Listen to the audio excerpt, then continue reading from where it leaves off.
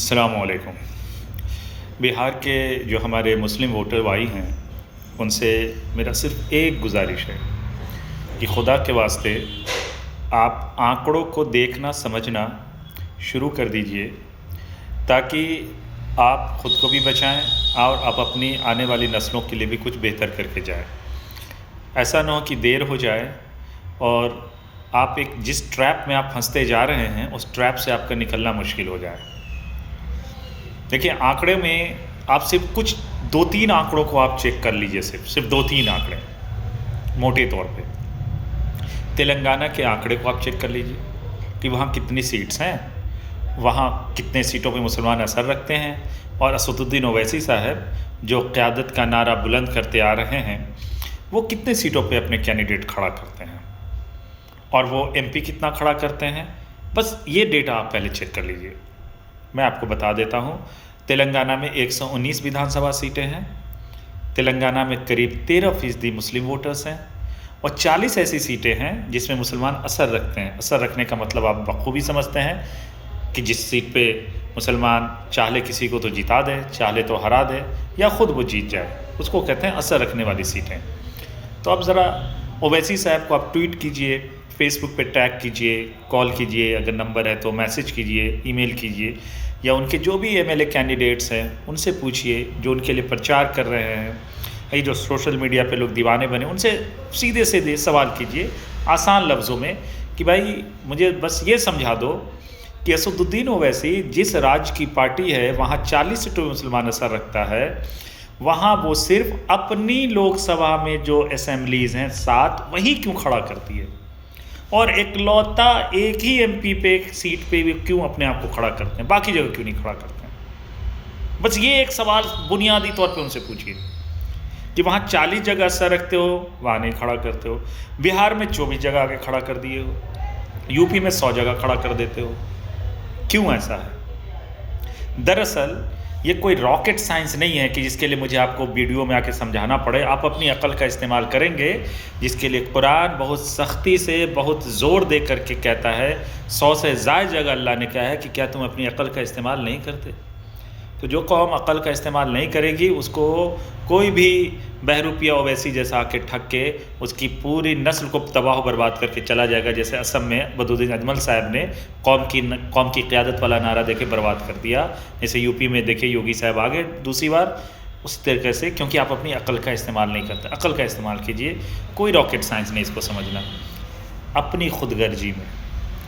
कि ये जो ओवैसी डायनेस्टी है ना, जो उनके वालिद साहब से पीढ़ी दर पीढ़ी जो चलती आ रही है, कि वो कैसे एमपी बना रहेगा, तो उसके लिए क्या करना होगा, कौम की कुर्बानी देनी होगी, सौदा करना होगा। तो सौदा क्या होगा कि भाई देखो, मैं सिर्फ 7 जगह खड़ा करूँगा, अपनी लोकसभा में जितनी असेंबलीज है उसी में खड़ा करूँगा, बाकी जगह मैं आपकी पैरवी करूँगा, तायद करूँगा। गूगल कर लीजिए आप कि ओवैसी साहब तेलंगाना में अपनी 7 जगह को छोड़ के किसकी तायद करते हैं, किसकी पैरवी करते हैं।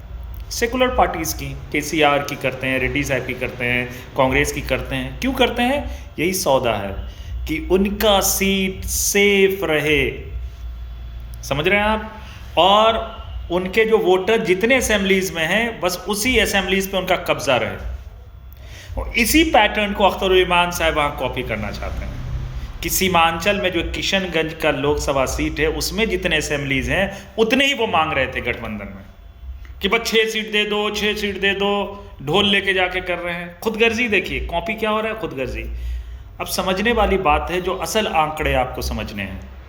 ये तो रहा कि उनके स्टेट का, उनके घर के हाल क्या है, कि वहाँ 13% हैं, वहाँ डिप्टी सीएम नहीं बनता है मुसलमान, वहाँ सीएम की भी बात नहीं करते हैं। बिहार में आगे क्या कहते हैं, मल्लाह का बेटा डिप्टी सीएम बनेगा तो मोहम्मद का बेटा सीएम बनेगा, बुरखे वाली सीएम बनेगी, पीएम बनेगी। सोचिए कितना जहरीला टर्न दे रहे हैं बातों को। अपने घर में वो क़यादत नहीं ज़िंदा कर पा रहे हैं, अपनी खुदगर्जी में सौदा कर रहे हैं, कौम को वहाँ बेच दे रहे हैं 7 सीटों के बदले। अब बिहार में 24 जगह खड़ा करते हैं। अब असली आंकड़ा समझिए, क्या नुकसान क्या है। महागठबंधन ने इस बार बिहार में कितने मुसलमान को टिकट दिया है, 30 लोगों को। ओवैसी ने कितनी जगह खड़ा किया है, 24 जगह। 24 जगह में एक भी जगह आपको कोई सीट दिख रहा है, राणा की सीट को छोड़ दें क्योंकि राणा एक हिंदू उम्मीदवार है, कि क्या आपको लगता है कोई हिंदू ओवैसी को वोट करता है? यकीनन नहीं करता है।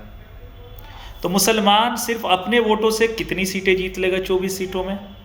4, 5, 6, इससे ज़्यादा तो नहीं जीत सकता। यानी असेंबली में अगर मुसलमान की ही पार्टी हो बिहार में, या मुसलमान की ही पार्टी से कैंडिडेट मुसलमान खड़ा हो और मुसलमान को ही मुसलमान वोट दे, तो कितने जीत सकते हो आप? 6 मैक्सिमम।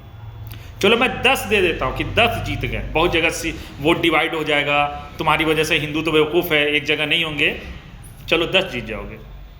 अब ये जो 30 जगह खड़े हैं उसमें अगर हिंदू, सेकुलर हिंदू भाई वोट दे दे तो कितने मुसलमान जीत जाएंगे? 30 जीत के जाएंगे। अब मान लेते हैं कि ये 30 बदकार होंगे, लेकिन गंदा पानी भी तो आग बुझाने के काम आता है। असेंबली में अगर 30 मुसलमान होंगे तो कम से कम इतना ईमान तो ज़िंदा ज़रूर है इन 30 का, कि अगर उस हमारे मुसलमान भाइयों के ख़िलाफ़ कुछ साजिशें होंगी तो उस असेंबली में तो सबसे पहले हिंदू भाई बोलने लग जाएंगे, तो उनको भी हिम्मत मिलेगा, ये भी बोलेंगे, रहेंगे तब ना। जब रहेगा ही नहीं, रिप्रेजेंटेशन ही कम हो जाएगा। तो असल जो साजिश है, इसलिए आंकड़े को समझिए साजिश को समझने के लिए, कि जो रिप्रेजेंटेशन है असेंबली में वो ख़त्म कैसे होगा, उसका एक ही तरीक़ा है, मुसलमानों को इंजेक्शन दे दो अपनी क़यादत का, और इस तरह के बहरूपिया को जगह जगह हिंदी बेल्ट में चुनाव लड़ने के लिए भेजो। महाराष्ट्र भेजो, गुजरात भेजो, बिहार भेजो, यूपी भेजो, ताकि जो हिंदू सेकुलर वोट है वो धीरे धीरे धीरे धीरे कॉमनल हो जाए। और जहाँ छोटा सा पेड़ है, अभी बीज ही डला है बीजेपी का, कहीं नामो निशान नहीं है, वो पहले तो पेड़ निकले, पौधा निकले, फिर पेड़ बने, फिर बरगद हो जाए। जैसे असम में हुआ कि वहाँ 35 से 40% मुसलमान था, वहाँ कांग्रेस AIUDF के चक्कर में क्या हो गया, AIUDF ने कहा नहीं जी हमारी पार्टी अपनी क़यादत होनी चाहिए। नतीजे में जो हिंदू सेकुलर भाई कांग्रेस को वोट करते थे वो बीजेपी तरफ चले गए, बन गई बीजेपी की सरकार वहाँ।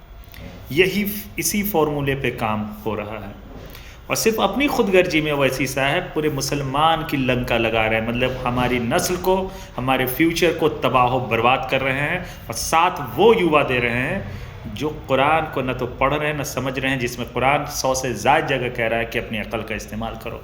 हम अपनी अकल का इस्तेमाल नहीं कर रहे हैं, हम आंकड़े नहीं देख रहे हैं। बंगाल के आंकड़े सिर्फ आप 6 सीटों का देख ले तो आपकी आंखें खुल जाए। सर कोई रॉकेट साइंस नहीं है इन तमाम चीज़ों को समझना। टेलीविज़न पे जितना टाइम ओवैसी को दिया जाता है, सोचिए ना सर, आप कभी कोशिश कर लीजिए आप बेहतरीन नेक लीडर बन जाइए, देखिए टेलीविज़न कितना आपको टाइम देता है। करोड़ों रुपए खर्च कर लेंगे तब भी आपको टाइम नहीं मिलेगा, लेकिन ओवैसी साहब को प्रमोट किया जाता है, क्योंकि जो उनका स्पीच देने का अंदाज़ है, जो वो जहरीली बात करते हैं, लोगों को कनेक्ट करते हैं, और बड़गलाना आसान है उन बातों पे कि कब तक दरी बिछाओगे, 2% वाला ये बन जाएगा, तुम 18% हो। बताइए, अपने घर में आप हक नहीं दिला सके, अपने घर के लोगों को तो आपने बेच दिया, सौदा कर लिया आपने अपने एक सीट के लिए। तो इसलिए आंकड़ों को देखना समझना शुरू कीजिए। फेज़ 2 बाकी है, इसीलिए मैं बिहार के तमाम मुस्लिम भाइयों से कहूँगा, मुअद्दबाना गुजारिश है मेरी, रिक्वेस्ट है, हाथ जोड़ के रिक्वेस्ट है कि प्लीज़ जिसको भी आपको वोट देना दीजिए, सेकुलर फैब्रिक को तबाह बर्बाद मत कीजिए। यही आपके लिए शेल्टर है, यही आपका शील्ड है इस मुल्क में, यही बचाए रखेगा आपको। ओवैसी साहब ऐसी आग में आपको झोंकने जा रहे हैं जहाँ से आप बचेंगे नहीं। और आंकड़े समझते रहिए, क्योंकि जब आप आंकड़े देखना शुरू करेंगे तब आपकी आंखें खुलेंगी कि हाँ भाई, इस देश में तो 40% अभी बने हैं कॉम्युनल। मतलब बीजेपी की तरफ कितने वोट कंसोलिडेट हुए हैं? सिर्फ 40% मैक्सिमम। 60% आज भी इस देश का हिंदू भाई सेकुलर है, यानी मुसलमान से कई गुना ज़्यादा हिंदू भाई सेकुलर है, जिसकी वजह से इस मुल्क के हालात अल्हम्दुलिल्लाह अभी भी बहुत बेहतर है। लेकिन जहाँ जहाँ बीजेपी आ रहा है वहाँ हालात क्या हो रहे हैं? अभी जो सर्कुलर जारी हुआ है तबलीगी भाइयों के लिए, वो पढ़ लीजिए, वक्फ बिल को देख लीजिए, पर्सनल लॉ बोर्ड की हालत देख लीजिए, मदरसा बोर्ड की हालत देखते रहिए। सर ये चीख चीख के बता रहे हैं कि आप ओवैसी के ट्रैप में फंस चुके हैं, और आप पहले ऐसे इंसान होंगे कि जिस डाल पे बैठे हैं उसी डाल को काट रहे हैं। मतलब मुसलमान एक वाहिद कौम है जो अपनी डाल पे बैठे हैं और अपनी डाल को काट रहे हैं। किसके बहकावे में आके? ओवैसी साहब के बहकावे में आके। इसलिए जागरूक बनिए, जागिए। बिल्कुल ये मोह माया से निकलिए। कौम क़यादत, क़यादत का इकलौता मतलब ये है कि आप किसी पार्टी से जीत के आइए, ईमानदारी से काम कीजिए। जो इस्लाम की तालीम है, आप ये मत देखिए कि वो हिंदू है, कि वो क्रिश्चियन है, कि सिख है, कि ईसाई है। देखिए कितना बेहतरीन उजाला होगा, क्या बेहतरीन सवेरा होगा इस मुल्क में। आप ज़ोहरान ममदानी एक मिसाल है कि आप सोच सकते हैं कि न्यूयॉर्क वर्ल्ड का एक टॉप सिटी में, टॉप 5 सिटी में जिस शहर को गिना जाता है, जहां मुसलमान सिर्फ 9% हैं सर, वहां उसको सारे लोग वोट दे के जिताते हैं। उस लीडर को जिस पे रेसिज्म का वो शिकार हुआ बेचारा, कितने तरह के उस पे ताने कसे गए, उसको आतंकवादी तक कहा गया, क्या क्या नहीं कहा गया, उसके बावजूद भी उसने लाइन नहीं छोड़ा, उसने हमेशा डेवलपमेंट की बात की।